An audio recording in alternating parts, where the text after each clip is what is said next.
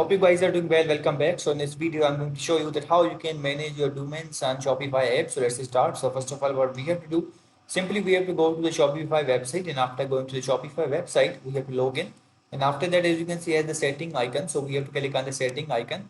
And after clicking on the setting icon, we have to scroll down. And after scrolling down, as you can see, has the option for the domains. So we have to click on the domains. And after clicking on the domains, as you can see, currently we have to this domain online store. If you want to change to a new my Shopify domain.com, if you want to change this, you can also do that. So this is the currently our domain. So as you can see, as the buy a new domain and connect a existing domain. So for example, I want to buy a new domain, then you have to click on the new domain and you have to search for that and you can buy it. So I'm gonna back again and connect existing domain. If you want to connect a existing domain, then you have to provide, for example, I'm going to search for the .com.